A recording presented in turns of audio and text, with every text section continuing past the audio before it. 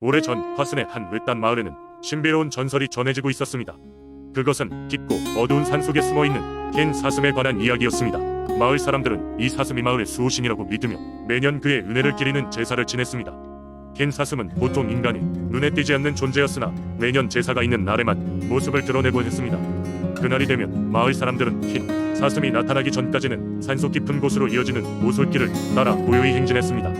한편 마을에 오래 살았지만 이 전설을 믿지 않던 한 젊은이가 있었습니다. 그는 전설을 단순한 이야기로 치부하며 사람들의 믿음을 조롱하곤 했습니다. 그 젊은이는 그의 제사날 긴 사슴을 직접 확인하고 마을 사람들이 굳건한 신앙을 뒤흔들겠다고 결심했습니다. 그는 몰래 산속으로 들어가 긴 사슴을 기다리기로 했습니다. 깊은 밤이 되었고 하늘에는 은빛달이 떠올랐습니다. 젊은이는 숲속 한 구석에 몸을 숨기고 눈을 부릅뜨고 지켜보았습니다. 정막 속에서 잠시 시간이 흐르자 어둠 속에서 신비로운 빛이 서서히 나타나기 시작했습니다. 빛은 점점 더 강렬해졌고 그 빛 속에서 꿈속의 장면처럼 아름다운 흰 사슴이 모습을 드러냈습니다. 사슴의 몸에서는 마치 달빛이 쏟아지는 듯한 은은한 빛이 퍼져나갔습니다. 젊은이는 그 모습에 매료되어 말문이 막혔습니다. 그 순간 겐 사슴과 눈이 마주쳤는데 사슴의 눈동자에는 마치 이 세상의 모든 지혜가 담긴 듯한 깊이가 있었습니다. 사슴은 잠시 젊은이를 바라보다가 천천히 산 너머 어딘가로 걸음을 옮겼습니다. 그 순간 젊은이는 마음 한구석에서 뜨거운 감정이 솟구치는 것을 느꼈습니다. 그것은 외면할 수 없는 경외감이었습니다. 예전에는 한낱 이야기로 여겼던 전설이 눈앞에 이 경험과 더불어 그의 마음 깊은 곳에서 강력하게 자리 잡기 시작했습니다. 다음날 젊은이는 마을로 돌아와 모든 일들을 마을 사람들에게 이야기했습니다. 그는 자신이 본 것을 믿지 못했던 자신의 어리석음을 인정하고 겐 사슴의 존재가 마을 사람들에게 얼마나 중요한 의미인지를 깨달았습니다. 그 젊은이는 이후 매년 흰 사슴의 제사에 적극적으로 참여하며 마을의 전통을 수호하고자 애썼습니다. 흰 사슴은 다시는 젊은이 앞에 그 모습을 나타내지 않았지만 이제 그의 마음속에는 언제나 그날 그 깊은 경외감과 깨달음이 존재하고 있었습니다. 이렇듯 화순의 겐 사슴 전설은 단순한 민속신앙 그 이상이었으며 마을 사람들에게 자연과의 조화로운 공존 그리고 신비로운 힘에 대한 믿음을 남겨주었습니다. 두 번째 이야기, 옛날 옛적 전라남도 한평의 어느 작은 마을에는 한 그루의 거대한 나무가 자리 잡고 있었습니다. 이 나무는 마을 사람들에게 할머니 나무라고 불리며 깊은 존경을 받았습니다. 그 이유는 할머니 나무가 마을을 지켜주는 신령스러운 나무라고 신앙되었기 때문입니다. 한평 마을 사람들에게 할머니 나무는 단순한 나무가 아니었습니다. 나무는 수백 년 동안 그 자리에 서 있었고 마을이 생기기 전부터 존재했습니다. 해마다 봄이 되면 나무는 푸르른 잎을 피워 올리고 향기로운 꽃을 피워 마을 전체에 은은한 향기를 퍼뜨렸습니다. 특히 비바람이 몰아쳐도 마치 살아있는 생명체와 같이 이상하게도 마을을 보호하듯 서 있었습니다. 옛날부터 전해 내려오는 이야기로는 이 나무가 마을을 세운 첫 번째 족장의 할머니가 심어놓은 나무라고 하니 족장의 할머니는 이 나무가 자손들에게 평화와 번영을 안겨주는 수호신이 될 것이라고 예언했다고 전해져 왔습니다. 그래서 마을 사람들은 나무에 대한 깊은 신뢰와 믿음을 가지고 다음 세대들에게 꼭 나무의 이야기를 전달했습니다. 매년 절기 때에는 마을 사람들이 나무 아래에 모여 제사를 지내고 풍년을 기원했습니다. 제사가 끝나면 마을의 원로들이 나무가 그 해의 운세를 알려준다고 믿는 신기한 의식을 거행했습니다. 그 의식은 바로 이파리를 통해 이루어졌습니다. 나무에서 떨어져 나온 이파리의 모양과 방향을 관찰하여 점을 치는 것이었습니다. 이상하게도 할머니 나무의 이파리가 알려준 운세는 대부분 적중한다고 했습니다.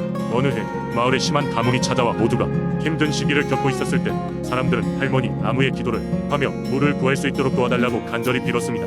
그날 밤 마을의 한 소년이 꿈을 꾸었는데 꿈속에서 할머니 나무가 소년에게 은밀한 장소를 일러주었다고 하니 소년은 꿈에서 깬 후 그 길로 조용히 할머니 나무가 일러준 장소로 향했고 그곳에서는 맑고 시원한 샘물이 솟아나고 있었습니다. 그 샘물 덕분에 마을 사람들은 가뭄을 무사히 넘길 수 있었다고 전해져 옵니다.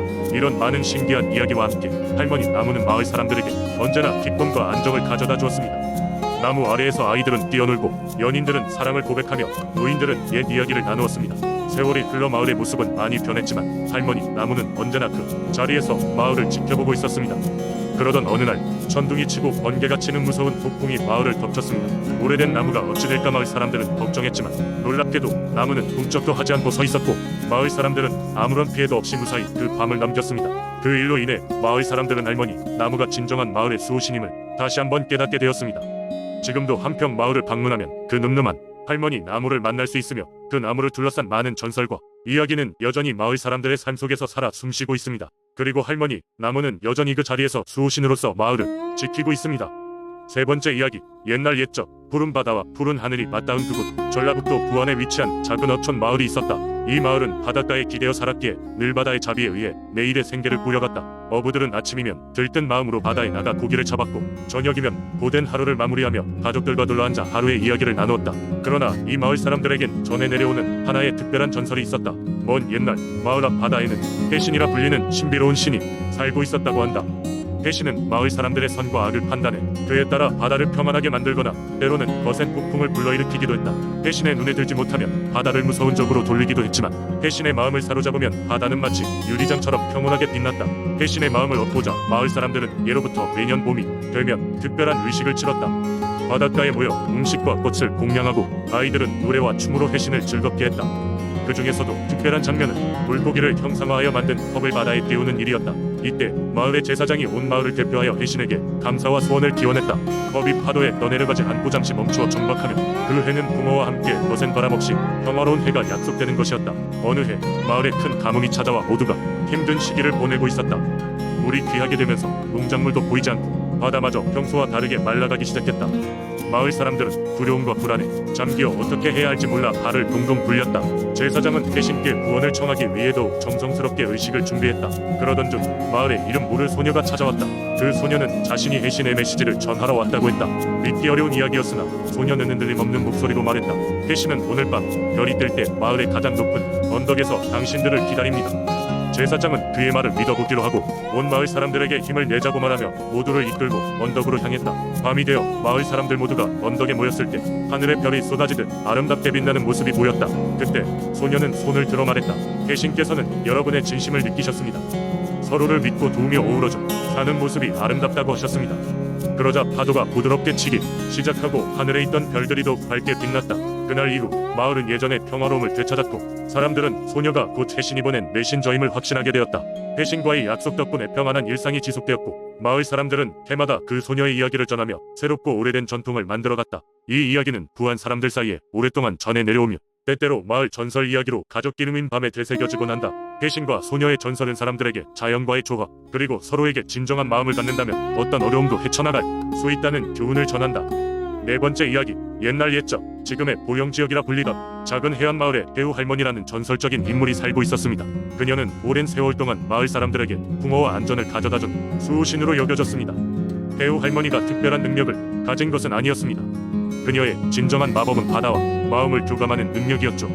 배우 할머니는 어린 시절부터 바다와 특별한 인연이 있었습니다. 그녀의 부모는 바다에서 생계를 이어갔고 그녀는 부모를 따라 바다가 주는 풍부함과 위험을 자연스럽게 익히게 되었습니다. 배우 할머니는 매일 새벽이면 해변으로 나가 조용히 바다의 속삭임을 들었습니다. 그러던 어느 날 그녀는 보통의 물고기와는 다른 은빛 비늘을 가진 물고기와의 만남을 가지게 됩니다. 그녀는 그 물고기를 바다의 눈이라 불렀습니다. 그 물고기는 마치 그녀를 부르는 것처럼 잔잔한 파도 속에서 마법 같은 비늘을 반짝였습니다. 그 후로 배우 할머니는 그 물고기를 자주 보게 되었습니다. 마을 사람들은 그 물고기를 보게 되면 좋은 일이 있을 것이라 믿었습니다. 어느 해에는 마을을 촉구하였던 폭풍이 몰아닥쳤습니다. 대부분의 사람들은 집을 지키려 했지만 배우 할머니는 아침 일찍 해변가로 달려나갔습니다. 그녀는 바다의 눈을 바라보며 무언가에 집중하기 시작했습니다. 그리고는 조용히 자신의 내면이 목소리에 귀 기울였습니다. 몇 시간이 흘렀고 스위치가 켜지는 것처럼 갑자기 바다가 잠잠해졌습니다. 마을 사람들은 그녀가 바다와 대화를 했다고 믿었습니다.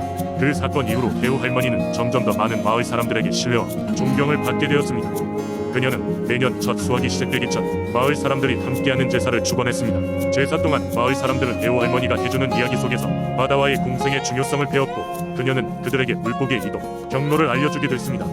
이러한 가르침은 마을 사람들에게 붕어를 그리고 무엇보다도 조화로운 삶을 선사했습니다. 세월이 지나 배우 할머니가 세상을 떠난 후에도 마을 사람들은 그녀의 가르침을 따랐습니다. 그녀가 사랑했던 바다는 여전히 마을 사람들을 축복했고 배우 할머니와의 추억은 마을의 전통과 문화로 깊숙이 스며들었습니다. 고령의 바닷가는 여전히 그네들에게 놀이터이자 성역이고 배우 할머니의 이야기는 오늘까지도 전해져 내려오고 있습니다. 그녀는 단순한 사람 이상이었으며 고령을 수호하는 영원 한바다의 여신이었습니다.